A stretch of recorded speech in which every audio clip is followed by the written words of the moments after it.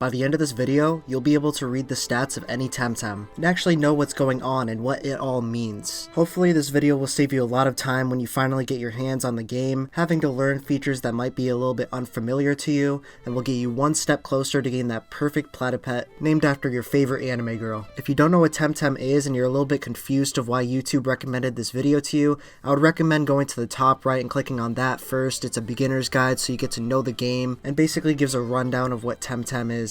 So let's start it out with the 7 deadly sins. Oh, no, I mean stats. 7 deadly stats. First we have HP, which stands for health points, which is used to determine the amount of health a Temtem has. If the Temtem takes enough damage to run out of health points, they die. This is pretty simple video game knowledge that I'm assuming most of you already know. There are also medicine items that can actually heal your Temtem in or out of combat, and some also being able to revive or heal status conditions. There's a ton of different items that you would expect from a creature collecting game. So every technique has 2 types of attacks, which is physical and special. In this case, attack represents the amount of physical power the moves have. The higher of the attack stat you have, the more your physical abilities will do. To actually know that an ability is physical, you'll have this icon on top of the technique UI that will show when it's physical or not. Special attack is the other type of attack I was just talking about. As you would expect, the stat influences the amount of damage special techniques do to an enemy. You can know it's a special technique when it has this more sparkly star as the actual icon for the technique. And now we're on to defense, which determines the amount of damage you would take from a physical attack. The more defense points you have, the less damage you'll take from physical damage. But yeah, I'm kind of flying through this portion of the video because it's pretty simple, and I am assuming that most of you have background knowledge and you actually know what this stuff does. If you don't though, I'll leave the Gamepedia link to Temtem in the description below, so you can kind of go at your own pace with this. And now we have special defense, which influences, as you may expect by this point, the amount of damage you take from special type moves. Just like physical defense, the higher of the stat you have, the less damage you'll take from special damage. Now, if you're a god at math and want to get really specific on like how the mechanics work of this game, here's the equation the game uses to calculate the amount of damage a technique will actually do. And now that we got health and the 2 types of attack and defense out of the way, and now we're going to move into speed. Speed is used to determine the order in which each Temtem will use their move. Now, it's very important to note that speed is influenced by a technique's priority. So if you didn't know, every move in the game has a priority. So basically, speed influences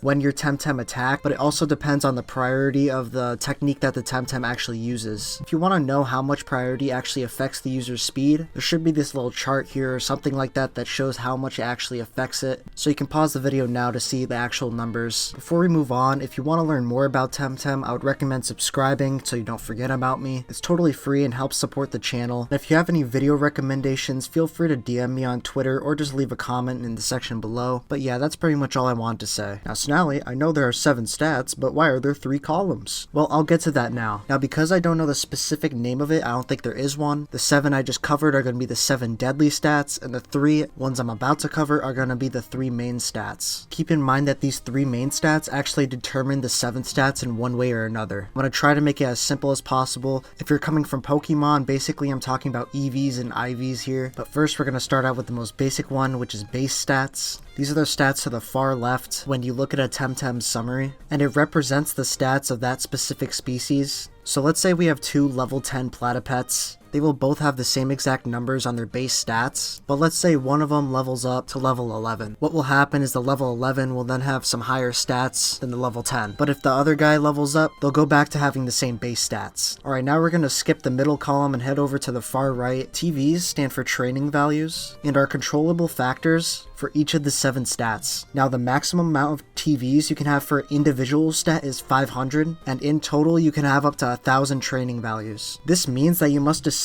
what stats you want your Temtem to excel at. Training values are given to Temtem in one of 2 ways. Beating wild Temtem either by knockout or capture, or by feeding your Temtem special fruit items. So to sum up TVs, it basically makes you decide what you want your Temtem to specialize in, what you want them to be good at.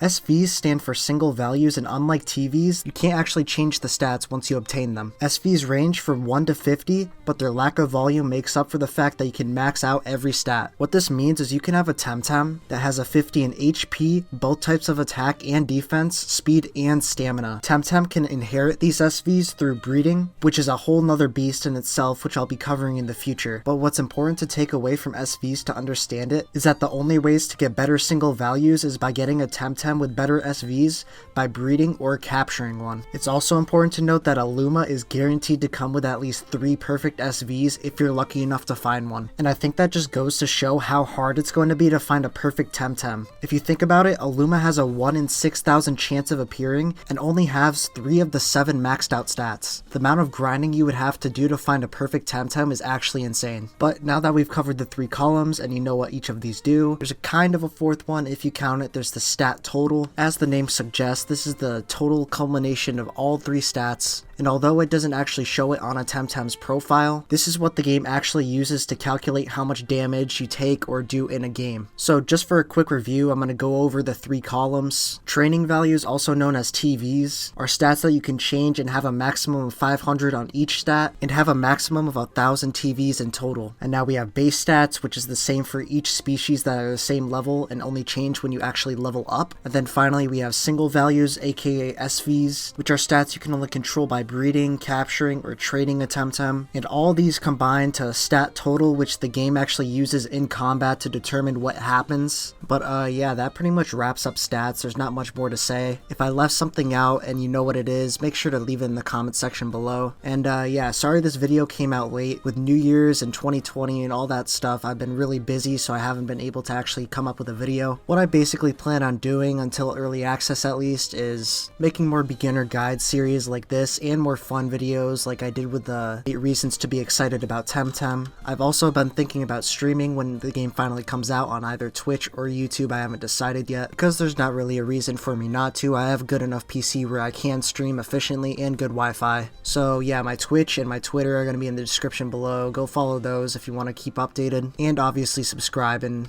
turn on the bell.